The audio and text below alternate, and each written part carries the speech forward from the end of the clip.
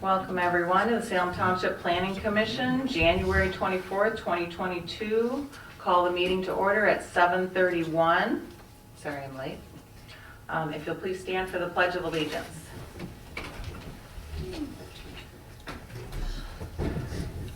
I pledge allegiance to the flag of the United States of America and to the republic for which it stands, one nation, under God, indivisible, with liberty and justice for all. All right. Hello. How are you? Would you like an agenda? Sure. You're just in time. Welcome. Thank you. Okay, roll call, please. Pam Marler, Here. Daniel Vigari, Here. TJ McLaughlin, Here. Kevin Frost here, Daryl Lewandowski, Here. Bart Can, Here. Don, Yeah, that's right. Robbie Rizzo. Here. Okay, thank you. I make a motion to approve the agenda for January 24th, 2022 as submitted. Second the motion. Seconds. All those in favor of approving the agenda for January 24th, 2022 as submitted, say aye. Aye. Opposed? None. Election of officers. I'd like to make a motion to re-elect Pam Merlo, Dan, Gary, and Kevin Frost for continuation of another year for 2022.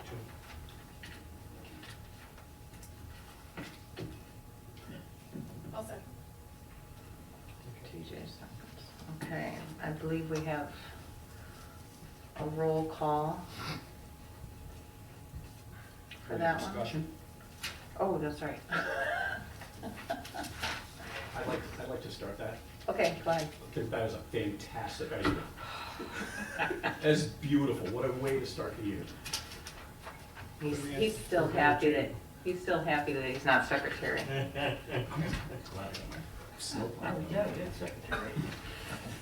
I know.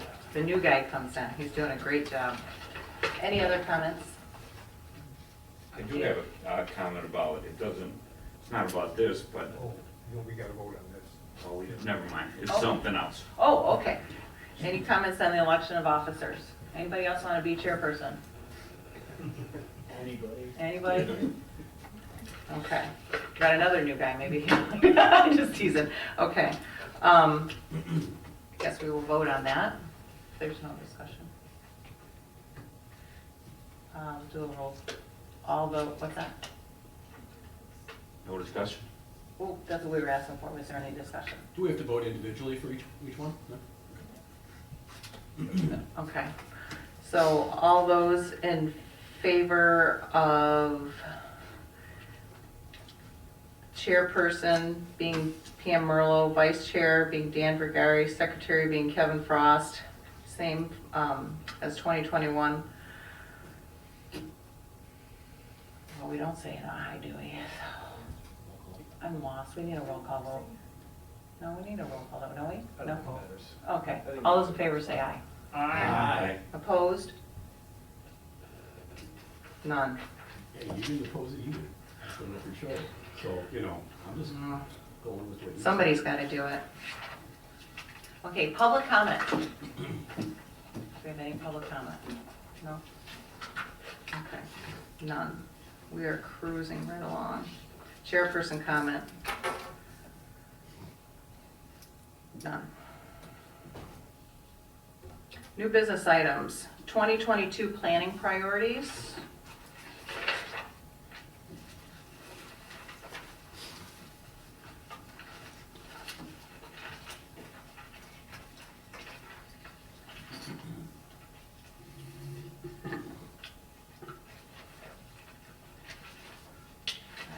Everybody have their list. 2021. That's all I got, it's 2020. Yeah. Yep, because I didn't update that piece right there at the top. I did update the date at the bottom. So you can see the draft date is January 19, 2022. I will fix that and send it back out to you. Okay. If I can just make a quick comment, I'd to say to everyone that Pam and I refer to this quite often when we're looking at setting agendas, and we have been throughout the year kind of updating and moving things around as we've completed things, moving them into the completed section and adding others that have come up throughout the year. But obviously this is the time when we stop and kind of look at it at the beginning of the year and make sure we have all the things in there that we're thinking about coming down the pipe.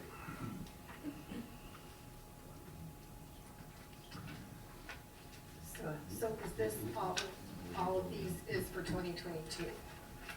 So far, we can add things to it as we go throughout the year. If somebody wants to bring something up, it's open for anybody that wants to add something at any time. Because I know, Carol, you have mentioned that you had some ideas, that you want to talk about or discuss. And I guess you can just shoot me an email or something like that and say, hey, how about this? And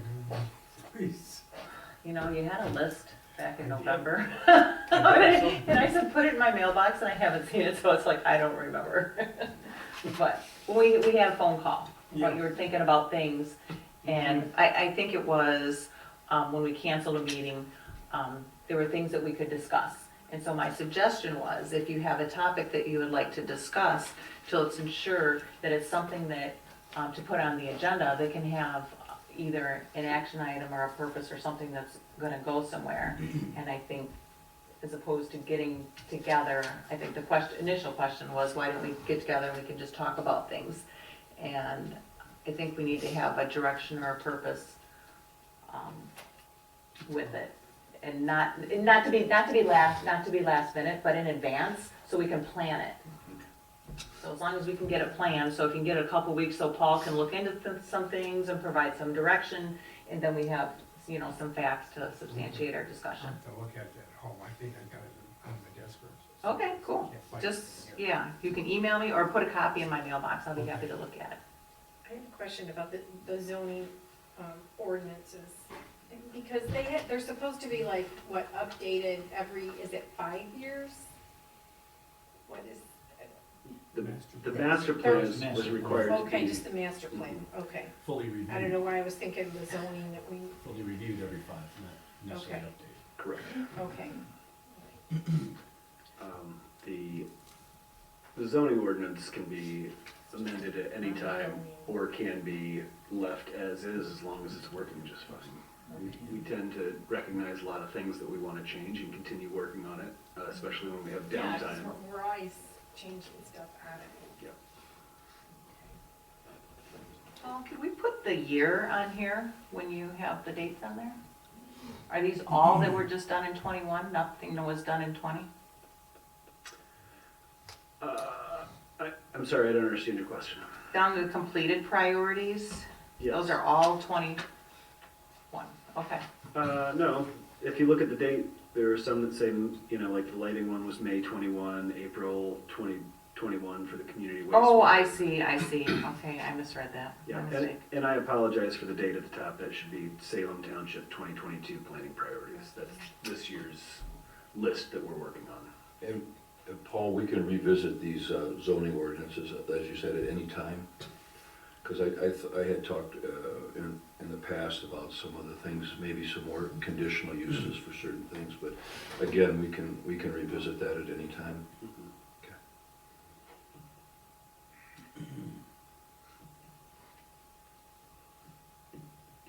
Any other discussion?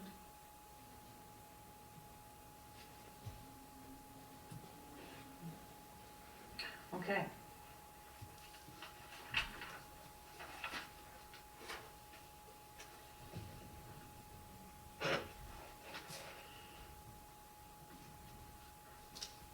We don't need to do anything with that, correct? No action necessary, no, that was Okay. just discussion. And then, okay, so let's move on to new business item 8B, 2021 annual report. Oops, sorry, hold on. Should there be years after these? That's what I just said. These are the years. Oh, okay, I got it, got it. You're too fancy for us Takes a all. lot for- Sorry. If there's a way that I could write it that is more clear out, I'm happy to do it. Like if I just put 2021 instead of 21. That would 'cause be it nice. looks like a date there, I see what you're saying. Yeah, it's just- Okay. We're moving along fast for now, you know.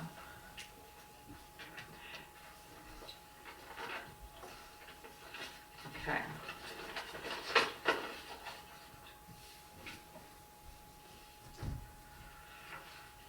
Okay, no more discussion on that, so we can, hold on, I've got too many papers here. Okay.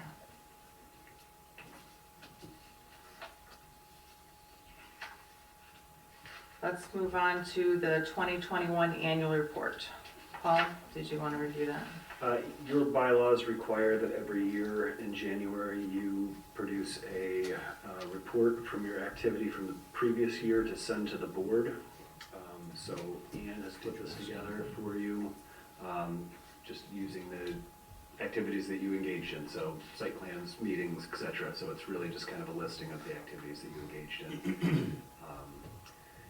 If it looks accurate and appropriate to you, I would say make a motion to have the secretary sign that and send it to the board.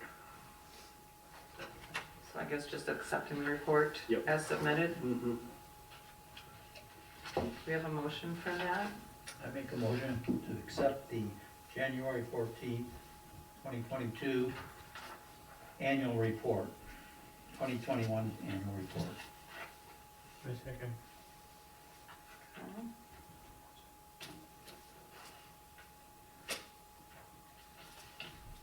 All those in favor of accepting the 2021 annual report as submitted, say aye. Aye. Opposed? None?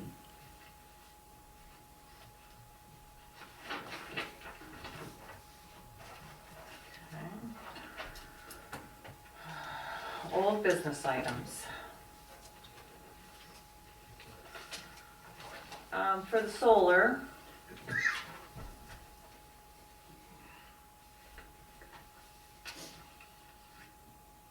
you may have noticed that the one that was either in your box was not the updated one.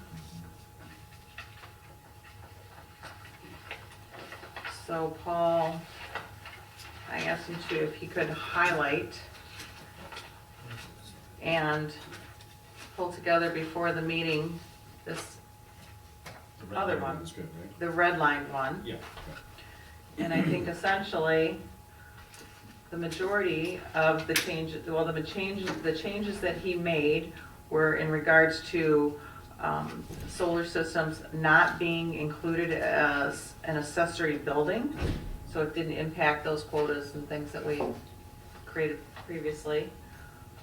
Cleaning up some of the language, I believe, in the grammar, which may still need some work. And page 3, increasing the height from 15 to 20 feet.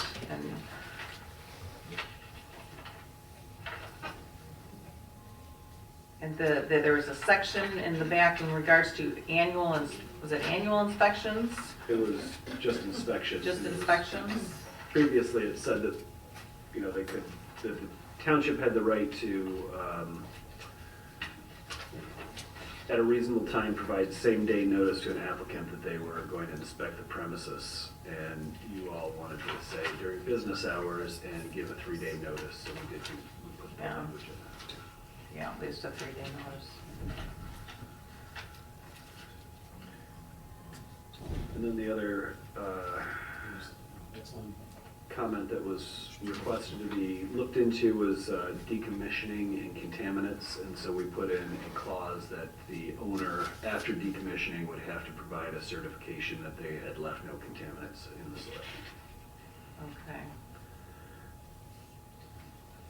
So if there are minor, like, if you said you saw some grammatical errors or something like that, if you could just send those to me offline, I would be happy to make those edits. Okay. Otherwise, we've made the changes that were requested at the last meeting. The height was questioned why it was put at 15. So I looked into that and looked at some sample ordinances or best practices, and 20 seemed to be the most that people would allow based on the industry needs for these structures. And increasing the height was to allow for, and I think somebody mentioned it last time, if these things moved, so that accommodates that, as well as the potential for having grazing underneath them, which is something that provides for like a dual use, so you could still have animals grazing in a field that was then being used for a solar field as well. You know how I'm gonna ask it, what is the reason for stopping at 20 feet? Because that seems to be the maximum necessary to provide for this type of technology. I mean, we only allow our accessory structures to be 25 to the peak of a gable. So, And we allow solar panels to be put on any roof of any of those buildings? yeah, if they're on a roof, then it's just, if it's flush mounted with a roof, then it's considered to be part of the roof. Right. So why do we stop at 20? Like I said, this is the best practice that I saw in other ordinances. You want to make It's it, in you want to other make. ordinances. Right. Did they explain why they stopped at 20? Because that was the height that was necessary for the technology. And one of the issues that I have heard, concerns that has been brought up as we were drafting this, as we've talked about it a number of times, is the concern with other people not wanting to see these things. And that's typically the reason that we limit height of anything, is for the aesthetics for neighbors, and not having to look across a field of photovoltaics sticking up in the air, so. That's why we did it. If you want to raise it, Yep, put it right at the building, keep it consistent, because all it's gonna do is have people that read into it, ask the same question I'm doing. I'll take a barn and take the roof all the way down to the ground, and put a panel all the way up to the peak of the roof. It's now 25, and people are saying you're against the ordinance, or are you with the ordinance? You know, let's just make it the same as the. if that's the building height. pleasure of the commission, I'm happy to change it. I personally think solar panels are quite beautiful. The blue, the reflectiveness, I mean, the way they're made, I mean, you look at skyscrapers that we consider to be, you know, gorgeous. Not that we're gonna put up a skyscraper in Salem, I understand, but I mean, things like that are of clean, manufactured machine nature, as opposed to, you know, something that's rusting or whatever. I mean, I find them quite aesthetically pleasing. And, I don't know. What did you say, make it as high as the roof? Yeah, we allow like a pole barn can go, is it 25 feet? 25 Okay. A pole barn can go 25 feet. So why do we restrict and we're allowed to put solar panels on any roof of any structure. So we can put a panel to 25 feet high. But You now want we're to put saying a it's structure up to 25 feet high, so it's the same height as the building. Yeah, just And then how does that impact with the screening? If they're supposed to be screened, now is that gonna require these people to screen something up to 25 feet? high. Yeah. But they don't have to make it 25 feet high if that's their concern. That's just a maximum limitation. And we only have to screen when it's ground mounted? Correct. Yes. And are we still allowing only one ground-mounted unit? The language says that you have to sign, if it's accessory to a residential structure, it's not a commercial field, you can have a system that is sized for the power needs of that principal structure. So if I need 2 ground units, I can have 2 ground units. Okay, well, yeah, then let's change that language in B on page 2. A single ground-mounted solar unit erector may be permitted. Let's just change it to ground-mounted solar energy collectors may be permitted.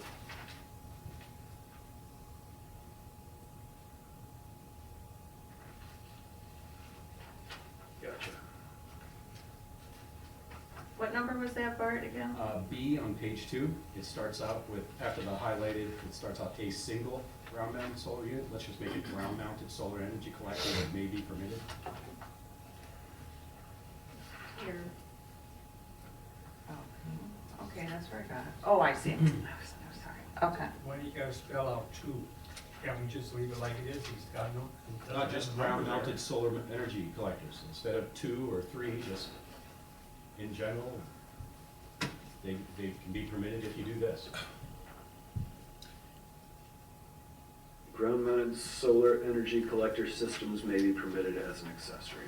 And then, like I said, there's another section that qualifies that it should be designed for the needs of the, Right, and then I guess take out the word single under the paragraph 1, under that B, also on page 2. gotcha. Also, Paul, on A3, solar energy collectors shall not be mounted on a building wall. That was is- taken out. That was taken out? Yeah, that's, Oh, I see. yeah, you Okay. gotta get to the revenue, All so right. it's already gone. Good. Good. Let's see, I think it's further on, there's 150%. Would you like to see 2 in the front yard? Later on, he talks about that any of these things have to be built beyond the setback of the building, so they're not in the front yard. I'm not gonna propose any objection to that. Yeah, it says the front or the side, I believe. But actually, my next question was kind of on that, because I think somewhere it said 150% setback, Yes. and is that only, I'm sorry, was that for just, well, once again, I'll say, just keep it, I would suggest keep it just as the setback, because a barn or an accessory building can be right along the lines of the setback in a side yard or something along those lines. So, once again, if you put it on the roof of the barn, it's okay, but if you put it up, This is the criteria for when you can put it in the front yard. So we amended the accessory structures language like 4 years ago, maybe longer, because people kept going to the ZBA because they had issues with not being able to locate the accessory structure in the side or rear yard. And so we created criteria by which somebody could put it in the front yard. an accessory structure. Yeah, Right. when there's conditions where, it's a swamp in the backyard, I can't put it back there. Yeah, Right, yep. and the criteria is that the principal structure has to be located 150 feet, or 150% of the required setback. That's what you're looking at right there. Yeah, okay, yeah. This is the same language that we used. So this is a circumstance where you could put your ground-mounted solar in the front yard. This. The principal building is located at a minimum of 150% of the required front yard setback. So read the last sentence of Oh, the okay, so paragraph. it's still beyond the house or whatever. Let me read that first sentence to you. Ground-mounted solar energy collectors may be located in the front yard if the following criteria are met. Oh, I have rear yard and side yard. Ground mounted, okay, collectors may be located within the front yard if the following criteria are met. Okay, thank you.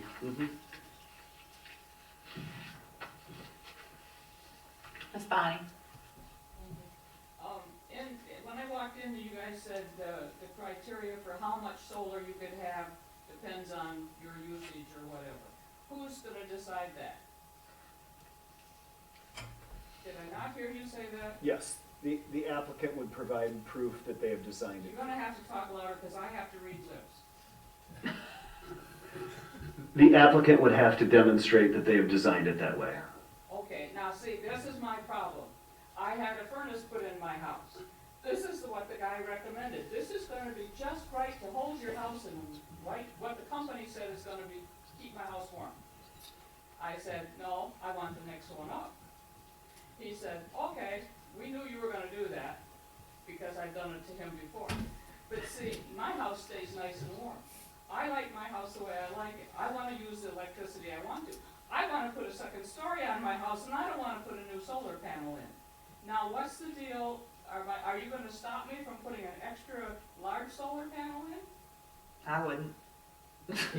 It says that somebody has to decide what it's gonna be used for and who's gonna. Well, it sounds like you're deciding. Well, no, I wanna know who is deciding. It sounds like you're gonna be deciding.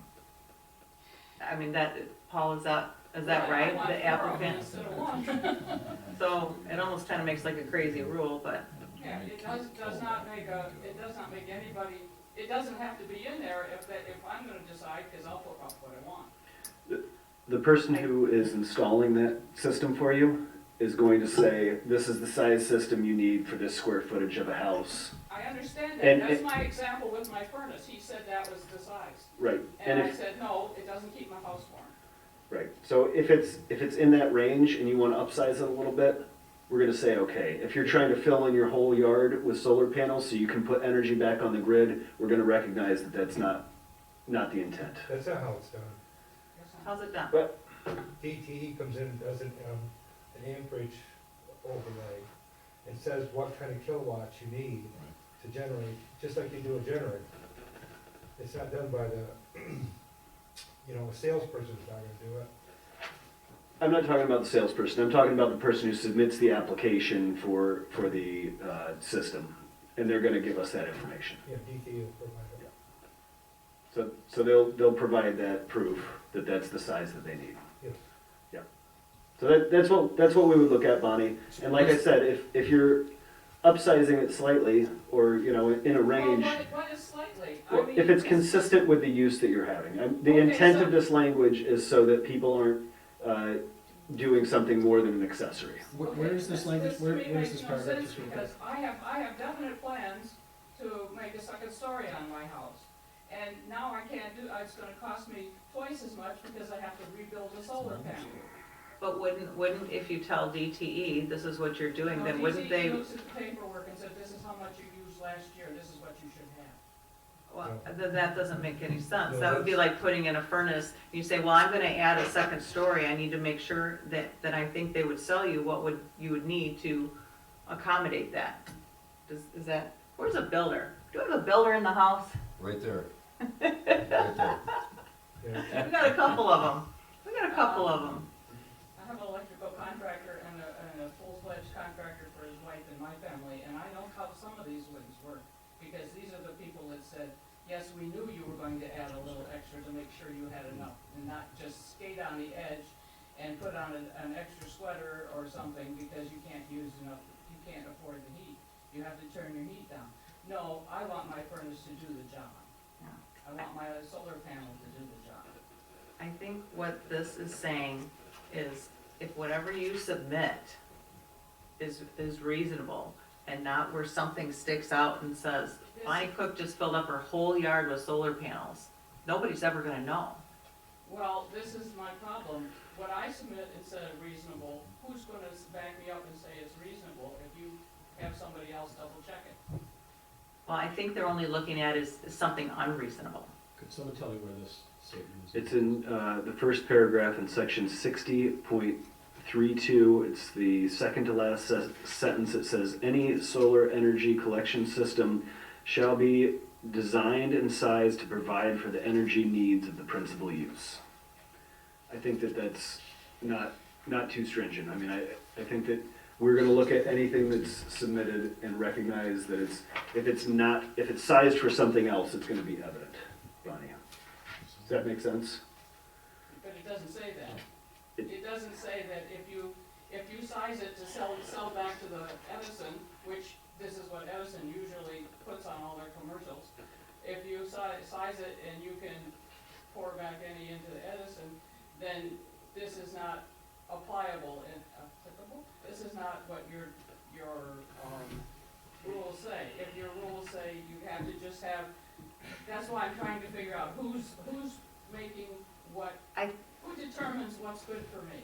Well, I think you need to work, from what I understand, and Kevin, tell me if I'm wrong, or sir, I don't know what your credentials are, but you need to work out with DTE what you need, and then it's submitted, right? Yeah, well, Paul, there's people that build two types of systems. One system is to supply power to their home, whatever their needs are, and then there are other people that have battery banks that possibly are preparing, if they're without power for 4 or 5 days, they need that extra. It's gonna be depending on what you want for your home. There's a bare minimum, and then if somebody has large battery banks for extended periods of lost power, they're gonna need more. But that's still So- residential, right? Yeah, That's still residential, so what So we're there's talking two- about is residential, Yeah. so that would be included in residential. The difference, I think, is what we might be missing is the commercial is when you're selling it, it's being, I don't even know if that's the right word, You can do selling. residential too. And this is, Residential people give back too. This is Well, the intent section. Just talked about this, yeah. Yeah, so this is the intent section. Basically what it's saying is the intent of an accessory solar is to be an accessory for the principal use. And this sentence is just kind of qualifying, saying it should be designed to provide for the energy needs of that principal use. If part of the energy needs are some backup power, then of course. You need more. What, Then you need more. If you're, go ahead, Bart, I'm sorry. what is objectionable about a person making an investment in solar panels, not making an investment in batteries, when the solar power that's coming in is more than they use, giving it back to DTE, and then when there's no solar power coming in, pulling in from DTE, and what's wrong with selling it back to DTE? We're not prohibiting that. We're not prohibiting selling your excess back to DTE. Okay. What we're prohibiting is this becoming more of the principal use of the site. This is just a qualifier for the accessory use. If you're gonna do a commercial system, that's a whole different system. Right? So you're gonna have overages, you may have there may be times when you have to buy power from the grid, there may be times when you have extra. Okay. The intent of this sentence is just saying that we're sizing this thing as an accessory. It's not an additional use on your The property. intent of the use. So you, All right, so I think you should be able to sell some back. I think you should be able to get a credit and all that kind of stuff. And this is what, This this is the article is business for. model that DTE has set up, is they incentivize people putting up these systems. They pay for them, they make the investment, they pull the permits, they pay for the construction, and then they sell it back to DTE for, of course, a lower rate than DTE sells it back, gives it to your neighbor. They make money on it. so It there's, is their business model, that is why they incentivize these things and give discounts and whatever. I understand. this article that you guys all received that you haven't read yet, it talks exactly about that. It says the fight brews in Michigan over small-scale solar parks. And it's a little confusing at first, but by the time you get to the end, there's a difference between the small-scale solar parks, and what they do is they allow people to get a rebate on on their bill. But what the trouble that they're having is DTE comes in and they say, no, we want to, because these small scales, you can't trust them. You don't know what kind of quality you're gonna get. And then they say, so they wanna take that capital investment, and then what they do, it says, but that investment is not returned to the customer. So what they're doing is they're like shifting their investment and costs towards other areas, not the small areas like Salem or something like that. They're shifting it over to offset the bigger cities and things like that. And it's just an article, I'm not saying it's true, but it just gives another little perspective of a fight brewing that I heard that, and this is the part I don't know about, of all the lobbying and things that are going on in Lansing as well as DC. So it's an interesting article. Okay. And, but it talks about the difference between the small scale, which is kind of what we're talking about, but then DTE, which is also what we're talking about, they've got two different agendas. One benefits the people that are putting them up and doing these things, and the other one, people are putting up, but it's benefiting somebody else. That's what this article, that's what I got out of it, so we might want to check that out before What we. was the qualities thing you're concerned that?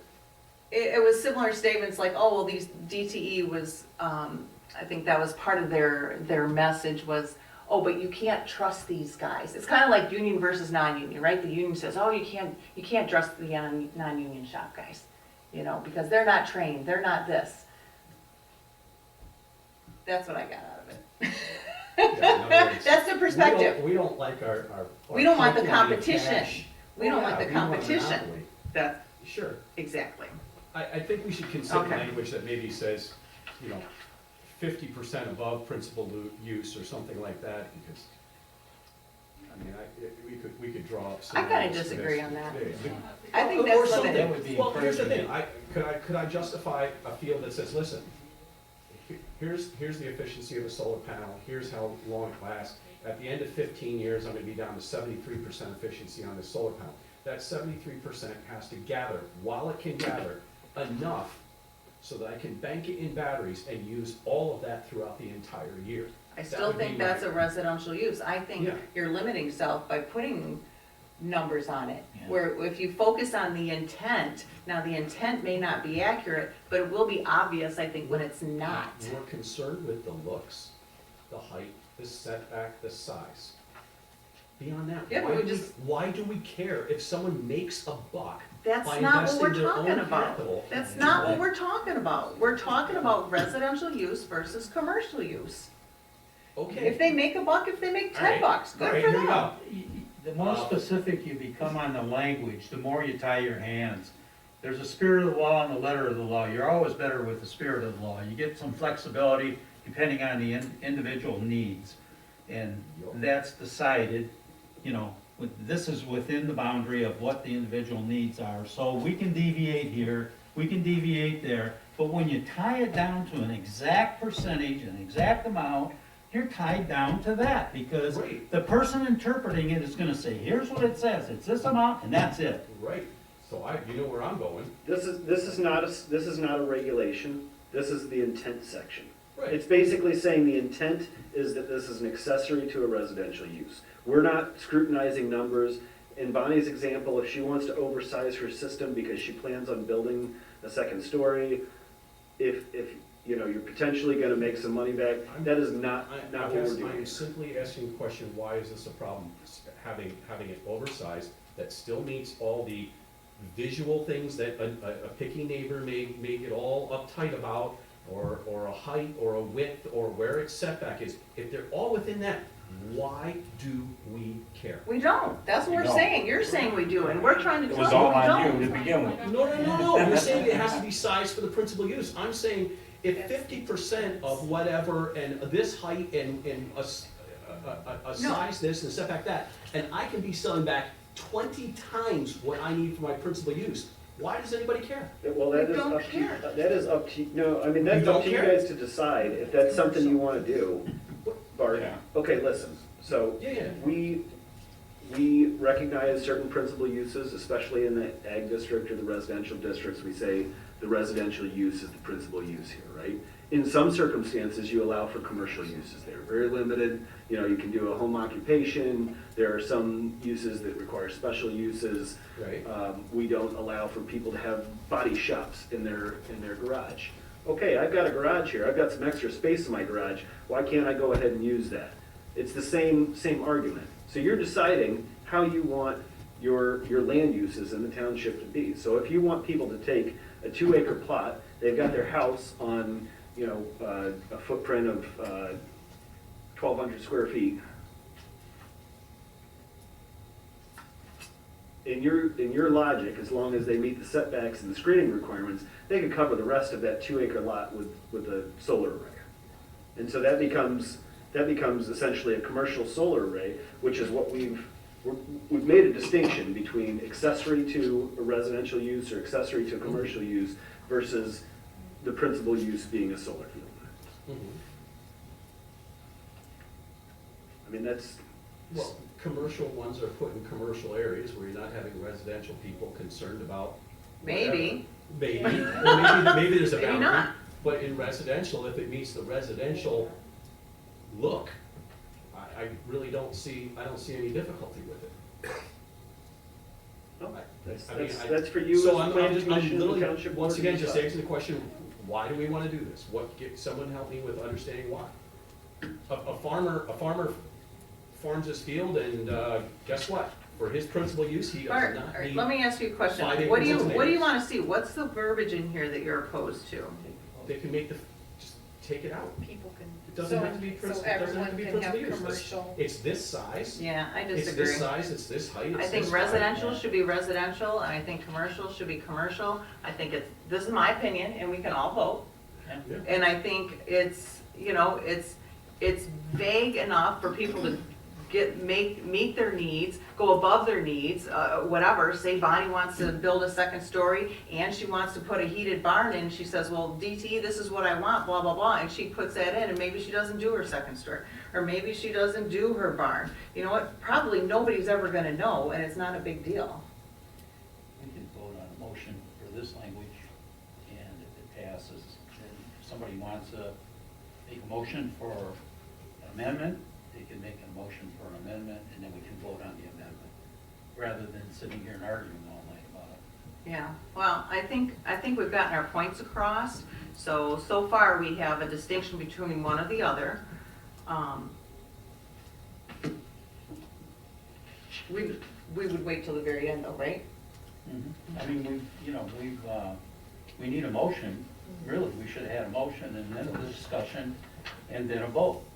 So you're not And then actually, and if there's a deviation, if the vote passes, then a person has a prerogative to make an amendment to the motion, okay? And then we can vote on we can discuss the amendment, make the motion, it's gotta have a second, doesn't get a second, it dies. Get a second on the motion, then we discuss it, and then we make a motion on it. That we may take a vote on it. So you're talking just the residential section?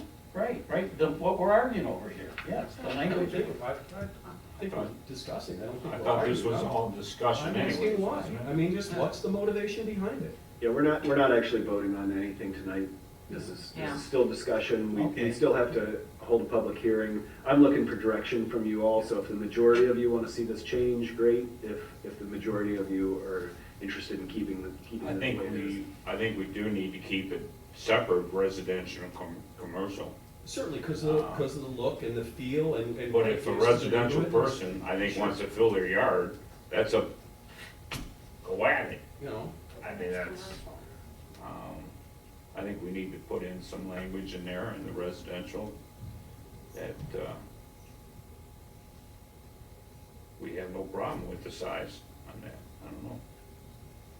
I certainly wouldn't, I'd look at them and go, good on you, you know, you could afford it, maybe you got a deal on solar panels, or, you And know. how do you just said you agree with the designation between residential and commercial. Because So then how do you distinguish? aren't there differences in how, where commercial? No, field don't can be located? bring me into that. Tell me how to do this one. That's what I understand. Kind of simple. I How do you propose the believe the difference? designation between commercial and residential should be on how it affects the neighbor, and those are taken care of in the lot coverage, or the setback, or the screening. If the person Okay. wants to cover the yard with sunflowers, they're covering the yard with sunflowers. If they wanna cover the yard with solar panels, let them cover the yard with solar panels. And if they can sell some of it back, guess what? They just made an investment. I hope their business case is good and it brings them well. The difference between the two is, with the residential, you're supplying power to your home, and the commercial, you're supplying it into co-op energy or whatever you're doing. I would assume on the, But if the residential, you're supplying your home, your residence. That's the difference, right? Okay, so, And that's what we're talking about, is right? it Correct. residential? That's what Commercial, we're it's just talking a about, field residential. sitting there, it's not like a house sitting there, or. okay, so, all right. How do you, all right, I'm gonna ask to the side. So if you're serving your home, which, okay, you're serving your home, when does it become commercial? When you oversize it, your intention. Does it, When you make it larger, your intention no longer is your home. It's what can I make on the outside? That becomes commercial. Okay, so as a measurable, now we're really regulating.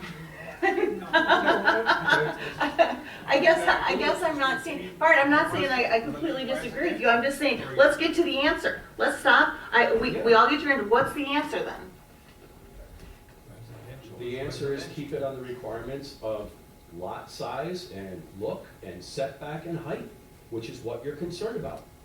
If you're driving down the street and you see a solar panel, do you care whether that resident is selling back to DT or not? Can you feel that? Does it No. make you want to go nuts and, you know, whatever? Okay, I see what you're No, saying. it doesn't. If it's set back nice, it looks nice, it's been done tastefully, it meets the requirements of So size, now we're shape, getting whatever. into deciding aesthetics, your favorite topic, Well, right? Could I throw something in just Yes, for please. consideration? So again, this is every every use, every district has a section that talks about the intent, right? Mhm. What the intent is. And so the intent of a residential district is to provide for a district to allow for homes to be built and in the normal accessory uses, right?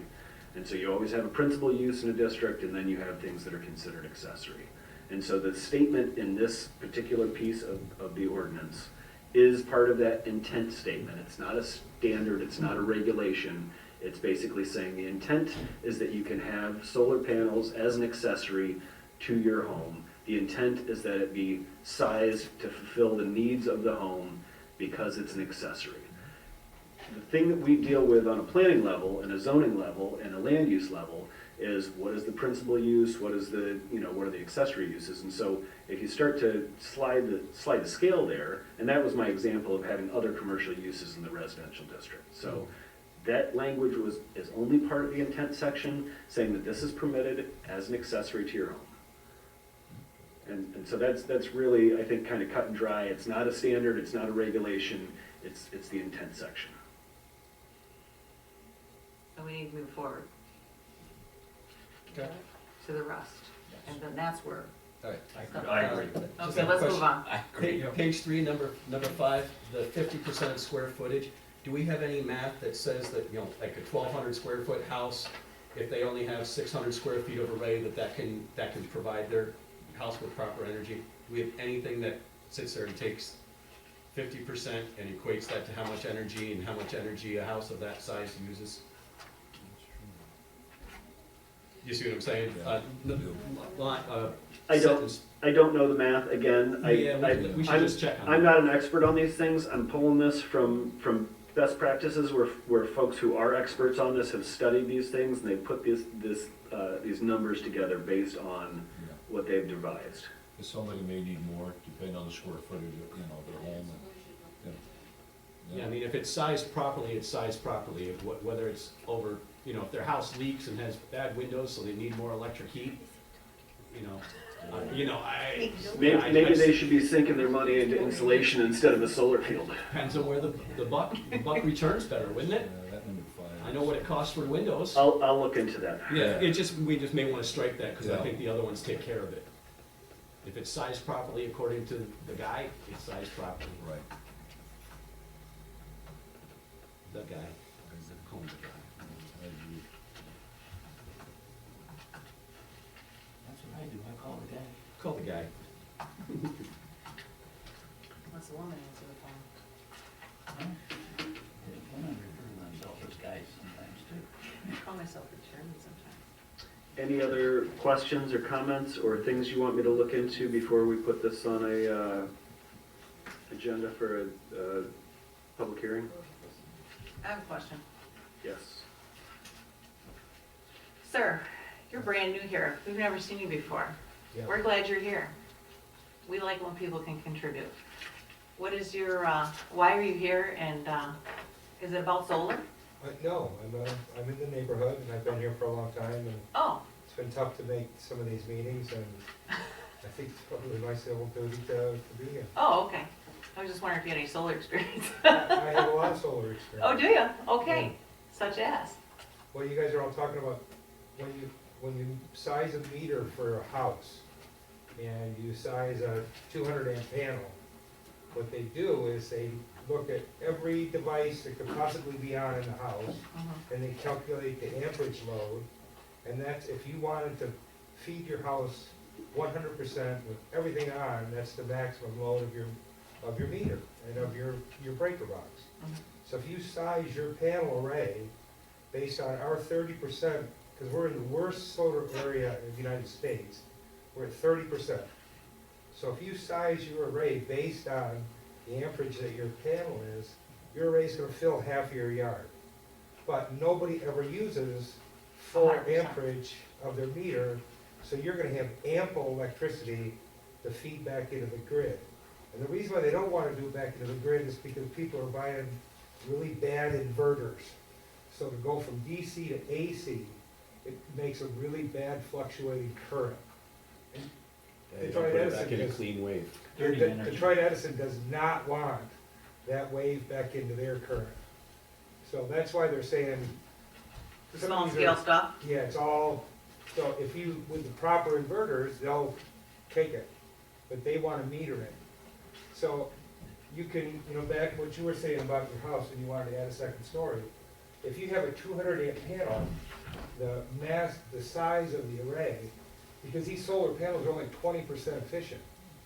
So you When would they're fill new. up your yard. So if it's based on house usage, you would be able to just about do anything, because nobody has 400 amp services in their house. So if it's worded like that, you would never, you're never gonna have anybody argue that it's not big enough.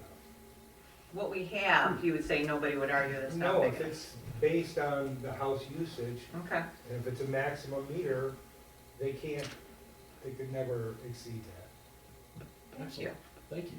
Thanks for your input. Beautiful. Yeah, See, we're you up said here, so nobody many knows times what ago. they're I know, I talking couldn't, about. I didn't know that.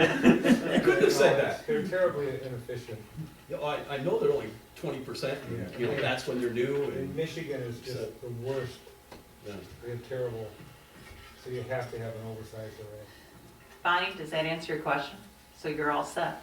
No, it didn't answer my question. My question was who's deciding, and you've got 3 different people who are deciding. But I believe this man, because I know I've been warned off several times, solar doesn't work around here. It does, it's just, Unless you, it doesn't work as it should. no.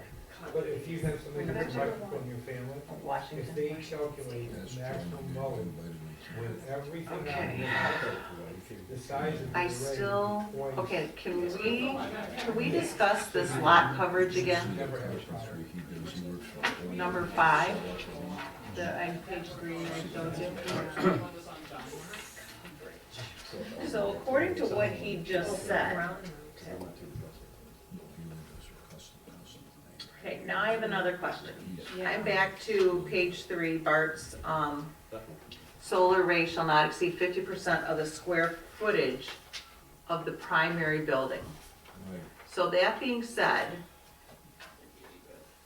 is if the technology that we have as of today, which I don't know anything about in solar, it's not likely that it would ever need to exceed 50%, right? I mean, remember the phones when they first came out, the bag phones, blah, blah, blah, things keep getting smaller and smaller and smaller. So with the technology today, is that kind of like the same thing? So for the solar panels that would be required, would it ever exceed 50% of someone's primary building property?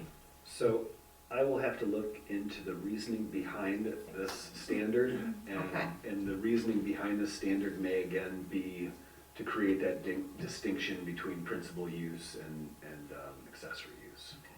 Did you have a question? You were about to say something. Yeah, I don't think it would ever even come close to doing your house at 50%. No, you'll need more because of the inefficiency of the panels. Yeah. You'll need a lot more. Okay. When you look into it, you have to make sure you're looking into our region, because it's divided into like 7 or 8 different regions. We have a resource who is supposedly the regional expert, and she actually came here and did a presentation, and so I think all of her research is focused on Michigan. That's where I will go to get my information. Michigan's got lots of different regions. Okay, so we will look into that. I needed to understand it. Thank you, Pam. He already said he was gonna look into it. I know, but I needed to understand it too, because otherwise I'll ask more I'll dumb look into questions. this twice. Okay, moving right along.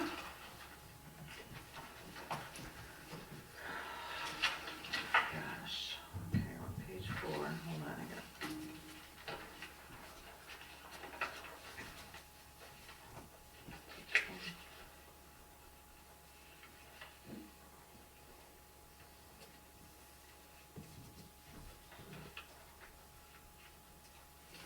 Hold on. Right before commercial.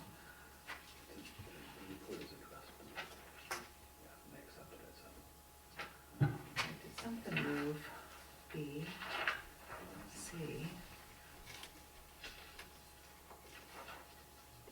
Do we have a stroll? Okay, actually, before we,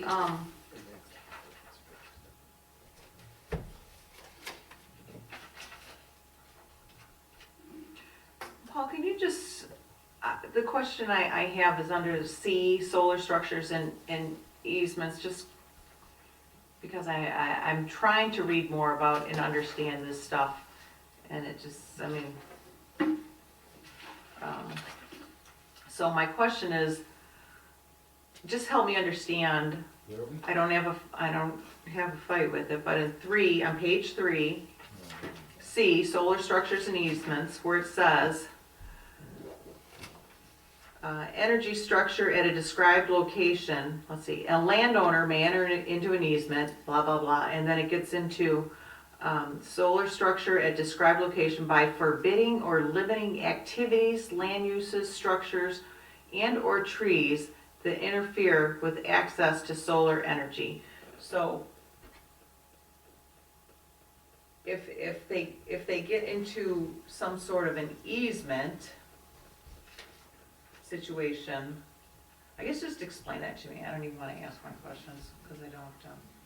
So, I want to set my solar panels in a certain part of my yard, and the sun is coming, from the south, and currently there's no trees or anything obstructing it, there's no buildings, but there's a property line and my neighbor's property is there.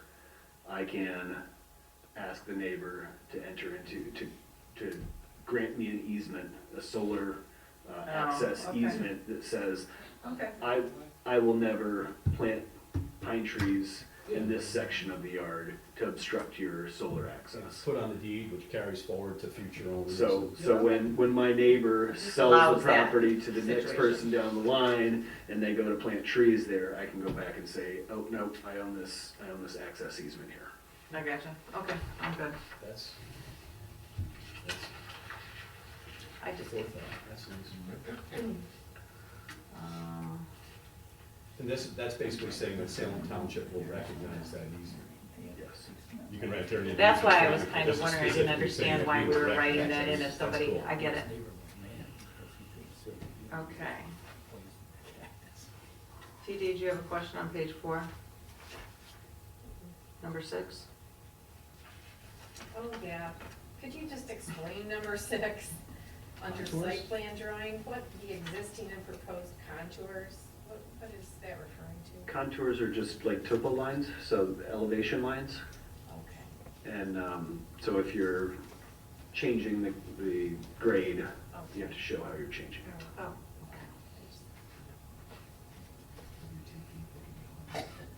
That's an easy one, that's something I actually know.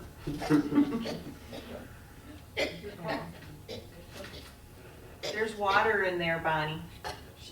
Okay. Okay. Out Monroe County.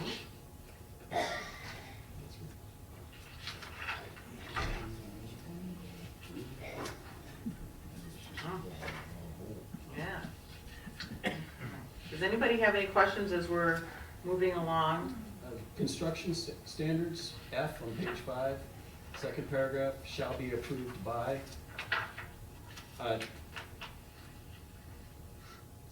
I don't know if there's gonna be any other regulatory committee that comes in, or if any of these will go out, but I would probably say by the, widely recognized examples such as may include. But I wouldn't necessarily make a statement that they have to be by that. Leave it open to others that are coming in that are more modern. Or, up to date. I mean, like, there's stuff coming up for electrical cars. There's these institutions that are popping up and creating a standard. You never even heard of them before. But it's not SAE and it's not, IEEE or anything like that. I'd probably just leave that more vague and put those down as examples.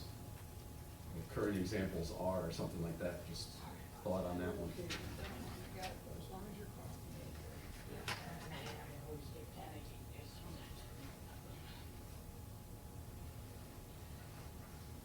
And then I guess we can talk about height on page 6. I've got that underlined too. Bumped it up to 25. I already changed it to 25. What's the height of, max height of a commercial building? I'm sorry? What's the max height of a commercial building in Salem? It depends on the district.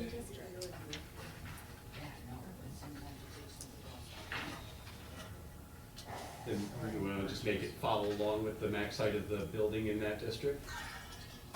Just run parallel to it?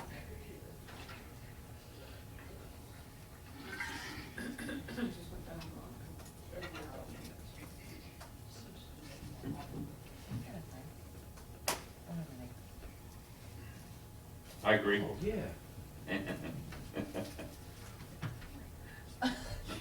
You were supposed to pass those along a long time ago. Down that way. Okay, interesting. Take a couple. They're small. Paul, I got a question on that, page 6, K, screening security on the commercial, solar farms. It says, shall be screened and buffered, installed evergreens or native vegetation plantings. If I recall, a lot of those commercials, DTE systems and that, there's not any screening around it at all, is there? On a lot of those commercial sites? I'm not familiar with all the commercial sites, but I think that these standards are things that have been put in place because communities are concerned with what they've seen go in before they had standards in place. I'm just trying to recall, there's that one off M14, I thought. Yeah, There's no screening around it. there is certainly no screening around that one. Most of the ones that I see on my travels, I don't see screening around. You don't see the ones that have screening because they have screening. Because what? Oh.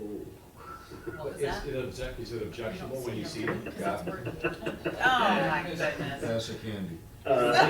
Is Isn't it the objectionable? screening maybe for Residential. residential, if there's a residential use around, Yeah, that that you don't need to screening, screen from not- commercial to commercial or? Right.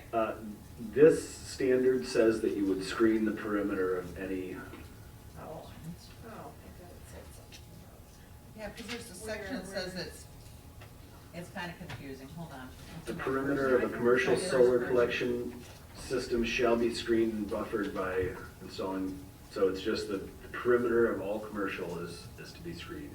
And these standards, as I understand it, have been created because people didn't want to see the kind of industrial look of, a huge solar field, because it wasn't consistent with the aesthetics of their rural communities, to be looking at, a 100-acre solar field.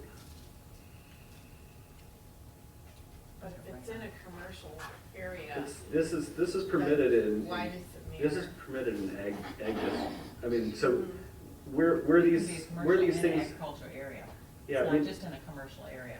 our, I mean, if the solar array, if a commercial solar array is in the middle of an industrial area, why should we have to screen from a gravel pit next door? Yeah, what do we That's have what right I now meant. for commercial screening, for anything commercial to commercial, or any commercial screening for any new commercial business coming in? What do we have? We've in addressed this existence? before with Yeah. screening, Sure. because Yeah. Oh, the yeah, heavy sure. industrial guy said, why do I Yeah. gotta screen from my Right. neighbor? He's doing the same thing I am. Yeah. And I thought we changed that. so we have landscaping standards, so Mhm. there's difference between landscaping standards and screening requirements. The screening requirements are typically between incompatible uses, right? So between an industrial Right. use and a residential Mhm. use, or I agree to that. commercial and What do we but- have existing in the ordinance right now for general commercial or commercial screening? Someone wants to come in and dig up gravel or pile up wood or stack cars or whatever, do we have any sort of screening regulation right now from commercial to commercial or commercial to road? it's gonna be specific to the individual use.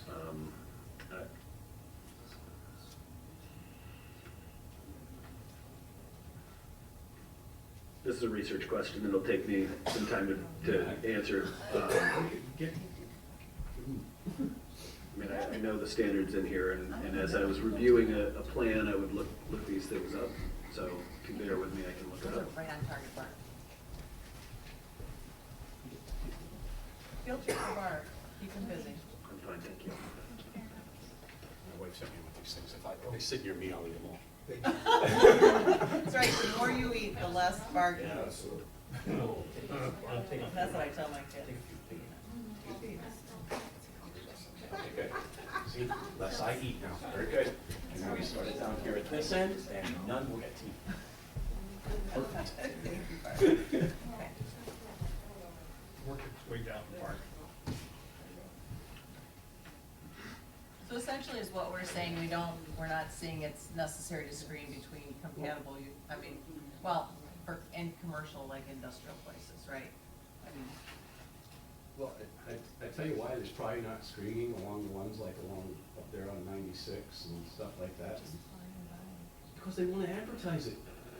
You know, one of the, this is a technology that people wanna, they wanna sit there and say, look, we're going solar, look at us, we're doing this. It's kinda, there's good connotations that go along with it. well, I went to another township meeting, a board meeting. Wow. And I'll tell you what, those were some mad people, and it was about solar. And not only were the people mad, but all the people, and a lot of them in surrounding townships came, and they were really mad.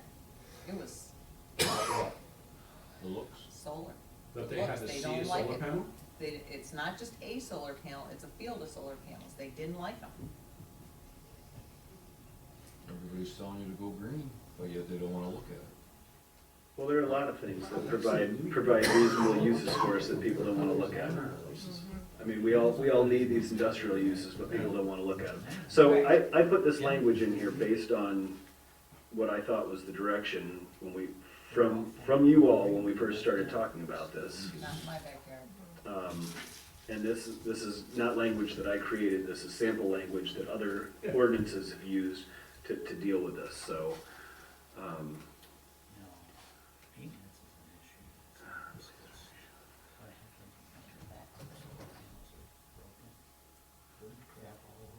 I'm not seeing the section right off the top here where it talks about the screening between uses or what's required.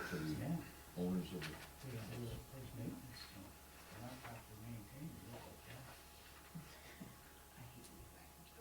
But I can find these answers, and I mean, if that is your intent, that you want to put a caveat in there that you don't need to screen between Okay. this and an industrial use, then by all means, I can put that in, if that's what you're suggesting. I think Well, I think it TJ, should just be consistent with what we have in the township. Well, this is a use that's different than any other use that we have in the township, so it's really, I mean, this is a new technology that's coming along. It's not noisy. It doesn't create any sort of exhaust. Trees don't screen for exhaust or noise. Yeah. It's a purely aesthetic thing, and like I said, this language was placed in here Yeah. because when we discussed this a year ago, that was a concern that was brought up, was people not Okay. wanting to see 100 acres of solar fields. go ahead, I'm TJ. confident TJ I has something to say. suggesting it. TJ has something No, I to say. appreciate it, Paul. Thanks. I think you covered in the screening and security, because it does say about using, natural vegetation does not otherwise reasonably obscure the commercial solar energy system from adjacent residential structures or zones of a different classification. So I think that would cover, like, if they did it in an industrial area, like I think about that abandoned City of Plymouth property on Chum Road. Mhm. Salem. That was a old landfill or something. Mhm. Small. That would be, that, to me, would be ideal for a solar array. And there's, what I think a gravel pit on the other side, and it's just sitting near an industrial area. But they shouldn't, if that happened, then you shouldn't have to screen it when there is nothing around there. But that seems to cover for that. Thank you.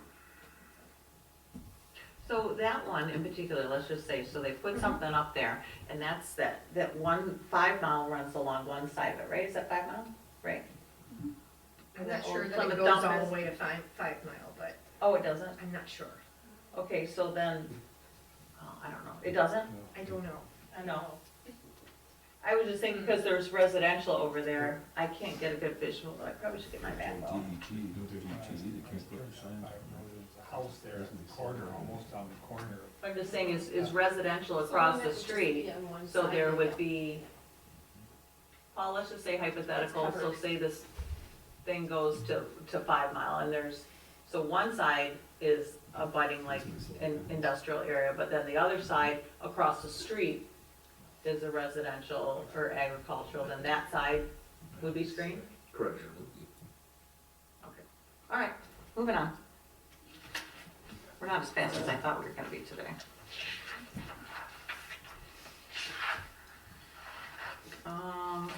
Okay, we did lot size.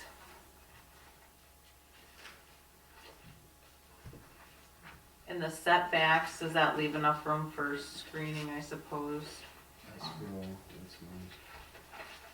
Our escrow, is that appropriately?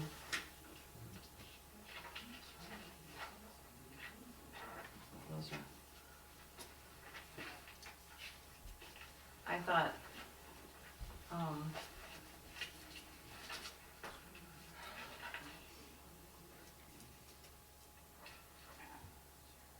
number 2 was kind of interesting. If 60% of your screening, if all unhealthy 60% dead or greater, the dead material shall be replaced by the applicant within 1 year or the next appropriate planting season. But if it's only half dead, you're okay.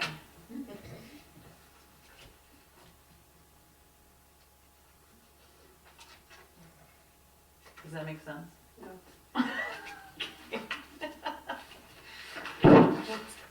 What's the appropriate amount of, because then you're not screened anymore, correct?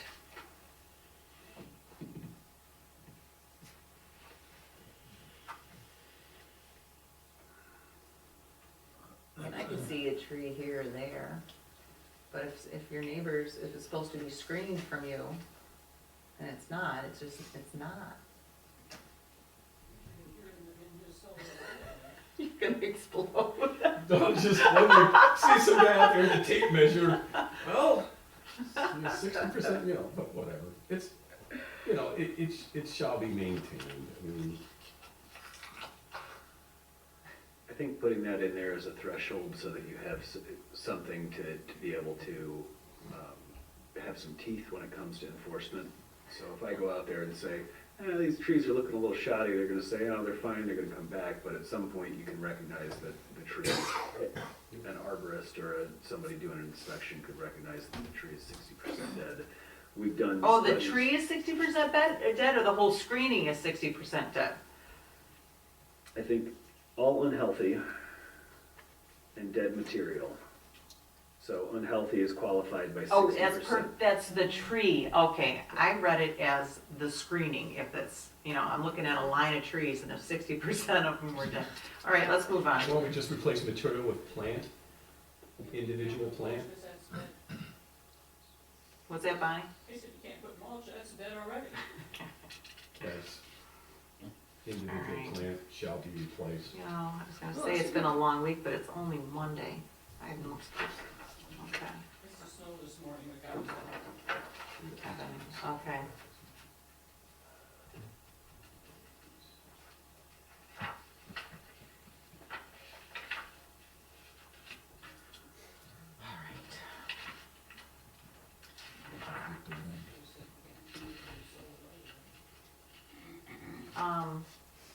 On these pages don't quite match up, so I'm sorry.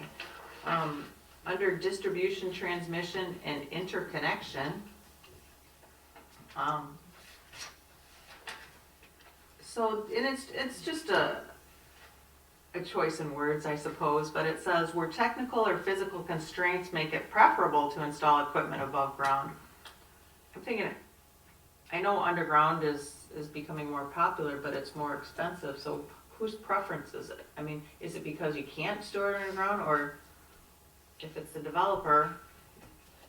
I don't know, I don't understand the process. Do you have any input on that? Where's the section? Good question. Pam? Oh, Are are you talking about the transmission lines being aerial or underground?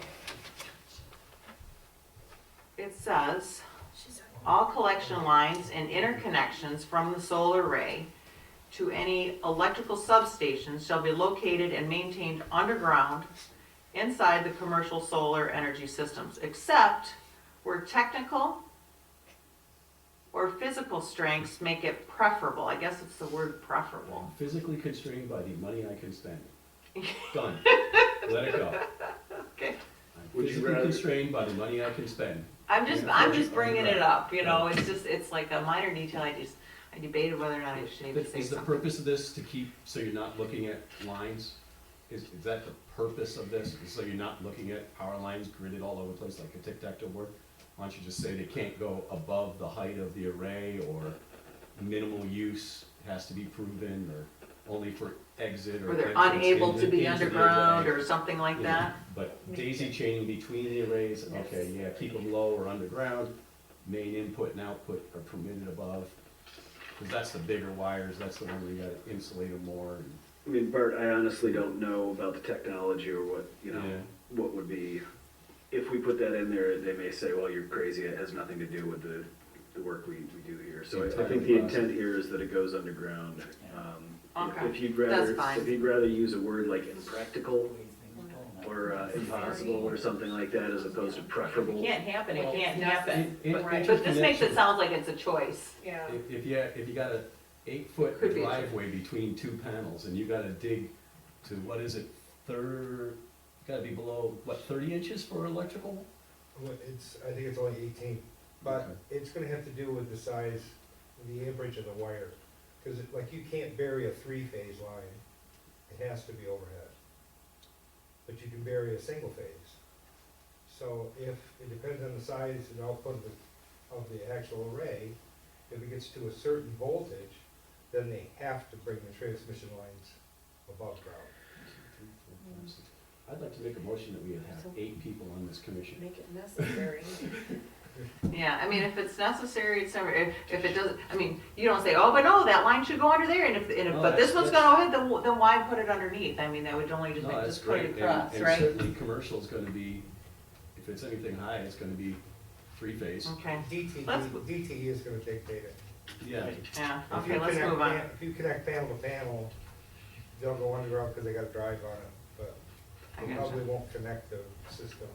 Yeah, Overhead wires are being frowned upon these days, I think. I don't think I have anything else, thank goodness. Anybody else? Oh, we did have something with the inspection section, but we took care of that, I believe. Our, okay. All right, now we're gonna go to the good one.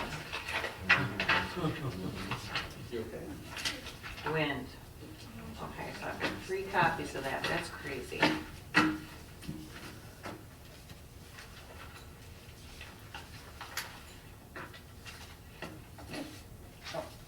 You guys read about the solar one before we get to our public hearing, okay? The Cranes article. No, now we're moving on, I don't, are we supposed to, we're not supposed to do anything, it's just Nope, discussion, I right? thank you for your review and comments. I've got, no, I appreciate it. That was longer than I thought.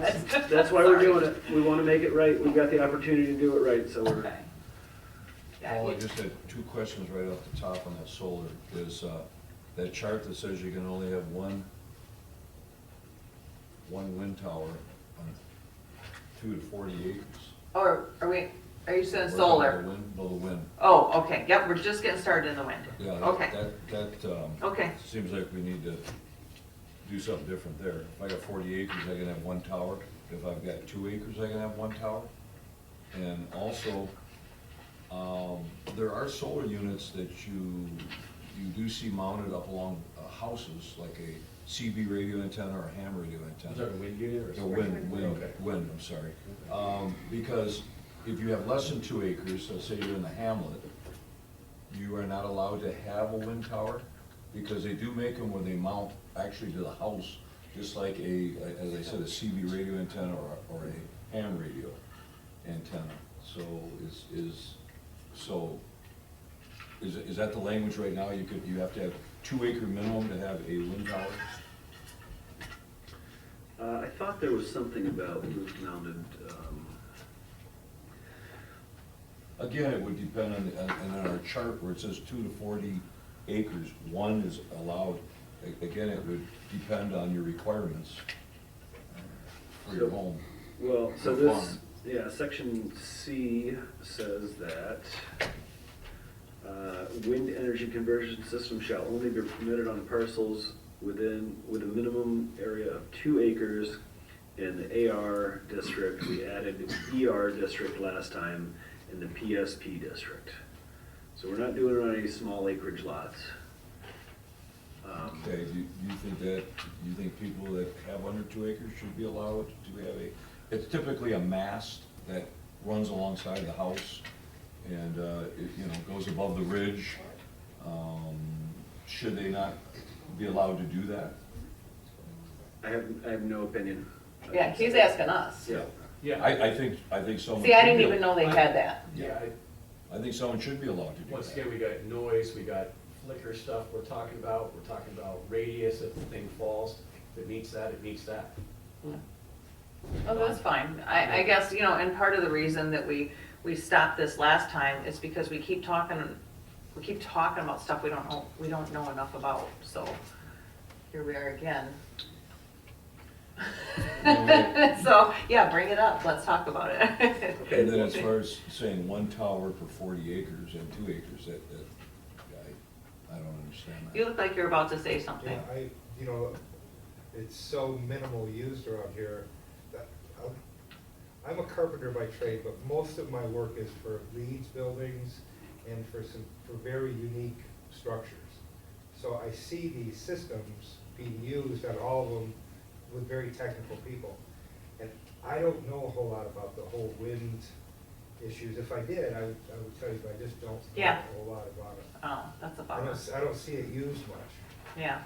Well, when Sarah Mills was here, I pulled out my notes from September of last year.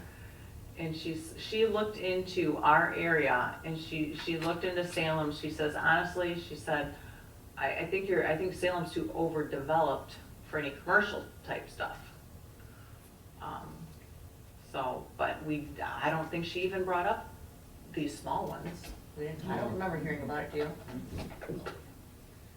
Well, I will certainly, I'll certainly look into some other technologies for smaller individual home uses and provide some suggestions for that. Okay, good. Yeah, I think, same along lines of the solar panel, if there's a setback, if it meets the topple over requirement or flicker and noise at the boundary, if it's 3, if it's 5, if it's 10, so be it. I think we run into a point where we get too much noise pollution. Well, there's a noise requirement, that putting out was 65 dBA at the property line. Well, if 20 windmills 55, in I the think. center of this guy's 39.9 acres don't exceed that, Yeah. knock your socks off, man. So one of the questions that came up last time was about the low frequency noises, and I did talk to Sarah about that, and she said that the studies have borne out that there's not really an issue that comes out of it. It's been a concern that people have brought up, they've studied it, and it turns out that it's not an issue. Okay. And and I apologize for all my questions, but I'm just not real familiar. Is this too based on need, like the solar panels? I mean, not really need, but I mean, is there an assessment done? No, so I don't know how this works. Because if we're talking about these numbers here, I would think there would be an assessment somewhere of what's needed or what somebody wants. And is whatever they want, what's it gonna take to fill that? My suspicion is that windmills for agricultural uses or for, as an accessory to a home are gonna be more supplemental than anything else. It's not their primary source of energy. So they're not sizing the windmill for the home energy needs, the same that you would with a solar panel. Linda, do you know anything about your farmer family? Do you guys use windmills? Have you looked into it? Any input? First of all, farmers historically used windmills, that's how they got water Right. And so you are starting to see some for farms, they have to be cost effective, Cost. obviously. So what's made solar cost effective for people is there's a program by which they get back through tax credits the money that they invest in the panels. So you see where they're putting them on the roofs of their house. Over time, they recoup that money. Until you have a program like that for wind, you're not gonna see a lot of it. I will tell you, when you get into where farmers have a lot of them, and we've been to those farms, the farmers that have them, they like them because it's income. The neighbors that didn't get them, they got all sorts of complaints. The neighbors that didn't get them. Correct, so So if you sour go up, grapes. if you go up into, yeah, you go up into the thumb area, Oh, where yeah. they have quite a few windmills. The farmers that have the windmills, they think they're great. I mean, anything that you do has noise, and Sure. so it's one of the things that people can complain about. If you go to the next farmer, so I was up in the thumb several years ago buying equipment from the guy that didn't get the wind turbine. He had nothing but complaints about his neighbor. It's not the noise, it's that he's not getting the income. The noise is a convenient way to try to complain. Don't see any of that in the world today. Yeah, well, Well, have you ever drove up 75 by Mackinac Bridge? yeah, The noise is crazy from them windmills. Have you ever heard it driving down 75? Or is Yeah. it from the wind? Go by there And you're all the going, time. what is that? So, Or is it from the wind? I don't hear it on. I mean, I don't know how you can say that. You're driving with your windows open? Yeah, I don't know, you, Ouch. Be careful now. Am I rubbing off? yeah. but again, for most of your farms out here, they're not in Salem Township, they're not labor. Right. Electricity intense. Most of your farmers today run crops. They run vegetables. They're not where they have a huge electrical outlay for the farm. It's not like they're milking cows.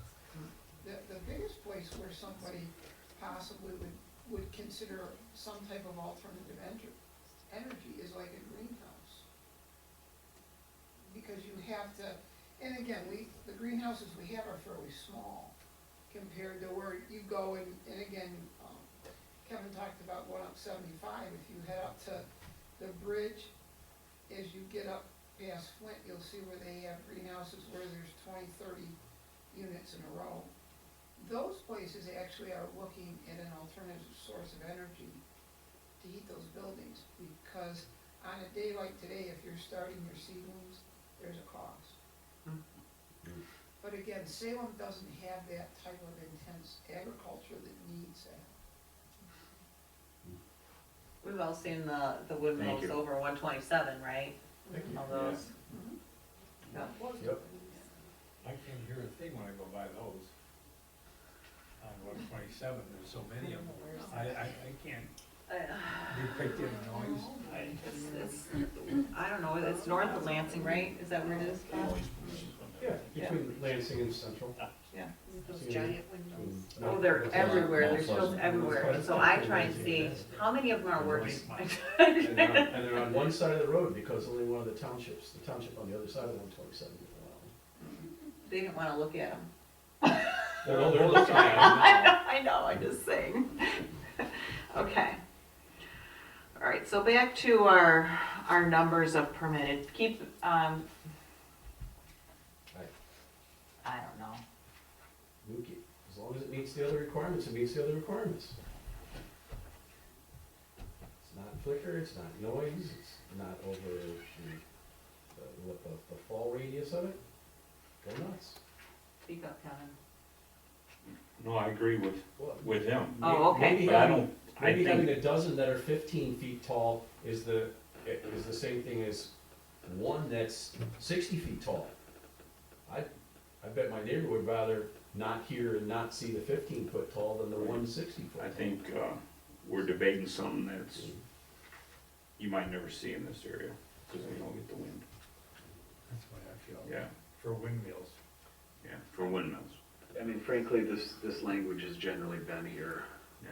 for years and nobody's taken us up on it, so. So do we leave it then? Well, it's a chance to change it. Yeah, I mean, so we've added some things here to clarify the use for individuals. I think that, per Bob's direction, I'll look at adding some language to allow for those individual units on smaller lots, smaller homes that, you know, somebody probably might do or would want the opportunity to do. As far as the commercial scale stuff, which I think is really the thing that people get really a lot of heartburn about, you know, that was reviewed by our local expert, and she thought it looked appropriate, but again, I think her sentiment was that nobody's gonna be doing it here. Our sentiment was, but Yeah, that's kind of what But I got we- from her. But we do have Yeah, well, regulations in place that are designed to. that's fine. Okay, so we'll just, I guess, clean up our language then and take our opportunity. Guys, what you're looking at here for any of these really is just technology catching up. I mean, 25 years ago, GM had that EV1 car, you know, battery car, and oh, look at this, look at this.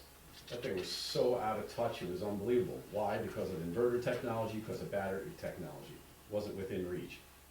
Well, I don't know how you guys did on Tesla, but, you know, they're doing pretty good right now, because guess Yeah. what? Technology It changed. might.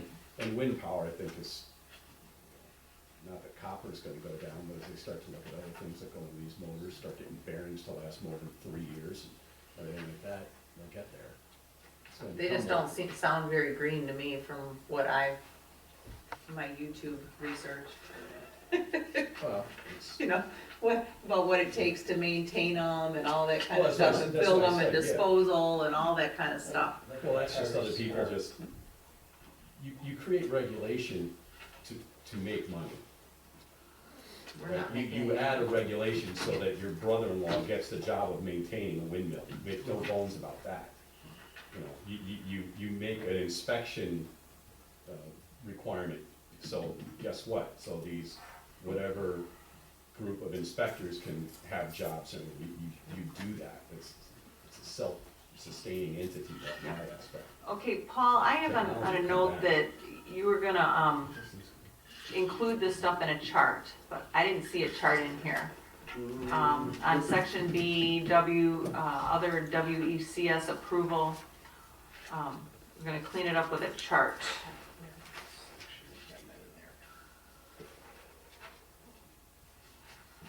Hey, Paul, real quick, just back to that number per acre and everything. We're talking about how tall these things are and, you know, if they fall, you know, da-da-da-da-da. Maybe there's something in there that says can't be spaced closer than, you know, if one is 75 feet tall and another is 75 feet tall, there can't be more than 150 feet from each other plus an amount. And you have to show the plot of how they meet. We're not think seeing that- them here. We're not gonna see them here. No, I have to put that in. You're not gonna see them here. I'll tell you Don't what. we already have What that? I could do with my old washing machine motor and what it would put into my house is pretty interesting. Okay, I'm sorry, I don't have the comment here about the chart. What was I gonna put into a chart? it was just a note from last month, and it was something about, B, Like just to Uh, put these conditional regular- use- In there too, chart insert. yeah, something about a chart in that section. Shall require conditional, maybe you were gonna put this in a chart? All commercial WECS shall require conditional use permit approval in accordance with article blah, blah, blah, and the standards of the section.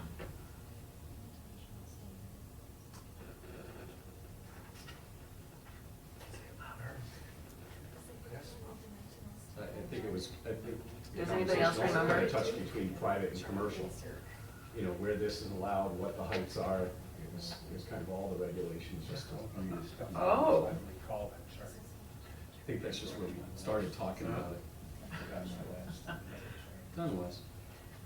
Oh. So he was gonna create a chart? Oh, no, I bet what I was gonna do was put it into into table 20, the land use chart. Land use Would chart? that be it? That makes sense. Is that what you're saying?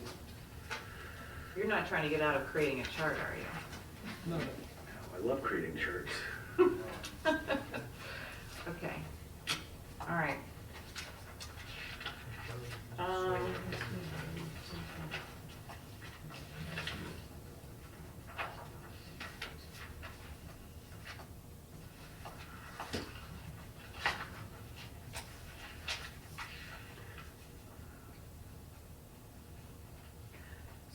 so Bart, to your point, there was something about these being so far apart. I do know that they have to be so far from like, there's from, you know, about some about their height and the height of, So are we- minimum distance from setbacks, buildings. Right, maybe we just put something in there, if this is how far they have to be from each other as well. And then it's like, you know, how many poker chips can you jam up next to each other within a perimeter? And, you know, that type of thing. So we're back to A1 with, Is that what with it is? regard to how many. Right, how yeah, many- just, instead of just saying this many, well, no, you have to show us that this 100-foot high, you know, one is so far from another 100-foot high one. You know, one's not gonna fall into another or interfere with the other, and there's probably existing language for how close they can be anyway. Okay. At least some sort of example out there. You just, I'd say follow along with that. Wouldn't the state have regulation on that? Because Damn, if you got Yeah, 3.9 that would seem to acres. follow, there's gotta be some other rules, right? There's gotta be a state or even a it's gotta be federal. state regulated, thing with those windmills. Well, so this question is about private windmills and agricultural windmills. And so there is no, we don't have a limitation on the number for commercial. That's all based on the standards that are in that commercial section. This is really just about how many windmills an individual property owner or a farmer might put up on their property. And honestly, I don't know, this is existing language in your ordinance. I don't know if this was done with an intent, like, again, like an aesthetic thing. People didn't want to see a bunch of windmills on agricultural land. I don't know if you can only, if we only had one or two, it probably wasn't an issue. Along with, you can't recoup your cost, along with we probably don't get enough wind, all that kind of stuff. Okay.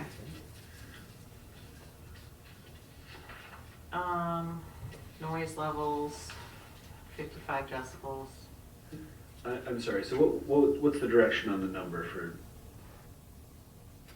I mean, I don't know that, this is not an issue that has risen to the top in terms of people being upset that they can't have more.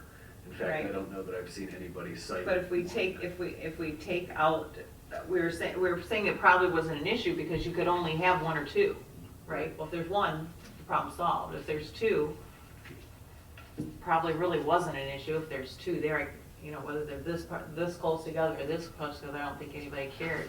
But if you take that out so people can put in whatever they want, now it might be an issue. What, can you do, Paul, some type of conditional use where they have to come and show what they want to do, like a site plan? And we say. Pay more money. Yeah, You see so, what I mean? right, I mean, we have the provision in here that if somebody wants to go higher than a certain height, then they could go through a conditional use permit process. So we could, I suppose we could do the same thing with. With the numbers, if you want to do more than two. Yeah. Yeah. And if we find that people That'd be keep coming fine. in for that and we realize that there aren't any real issues with it, then we can come back and change the ordinance. Sounds good. Let's keep moving. Okay. And if we change our mind next month, we'll just change our mind next month.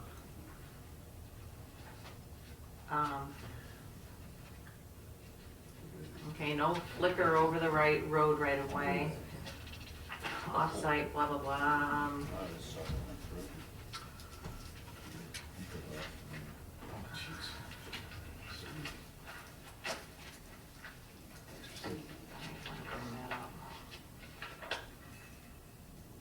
Okay, hold on. Okay,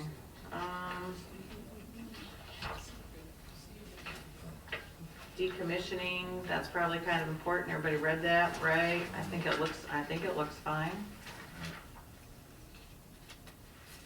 You gotta, they gotta do it, they gotta pay for it, they gotta, put everything back to the way it was.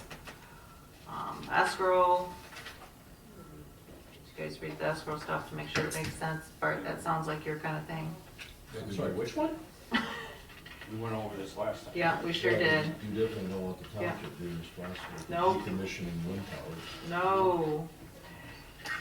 And that being said, we're getting to the very end. So C, the township is granted the right of entry onto the site pursuant to reasonable notice to effect or complete decommissioning.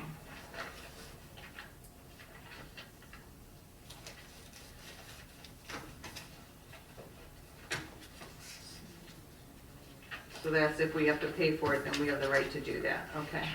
I'm done. Anybody else? Any other discussion? That wasn't bad at all. Alrighty.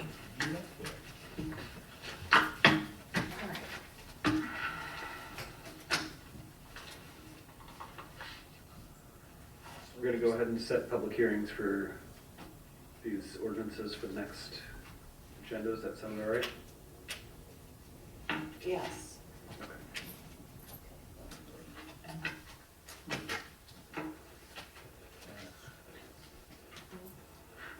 So that is February 28th, I believe, okay. Where's my, yeah, I've got mine here somewhere. Maybe it's this one. Yep, thank you, alrighty. I've got a couple in here because I've got last month's notes, so I'm getting confused. Okay, discussion. 10, reports of commissioners and correspondence, Board of Trustee. What's new? We got an update from the landfill. That was probably the biggest thing. There was nothing we had to vote on, but just on their projects, what they're doing. They're forming a partnership for the renewable natural gas production, which is a huge investment, like a $70 million investment into that. When they convert over, it'll be down for 18 to 24 months, but they will continue to provide the township with the income that we're used to getting. Hopefully they're While gonna they're reclaim more gas. It's a lot more efficient and. It's natural gas, and- correct? Yeah, it's natural gas, Mhm. yeah. And then they're also, they're gonna be doing a household hazardous waste collection that I guess they're also gonna extend to the Wayne County area, so you can bring your household hazardous waste. They're doing the recycling center, which they will be processing all of the recyclables For sure. themselves, yeah. Okay. I guess that is like, that's, I don't know if it's close to up and running, or if they are starting to run some of that now.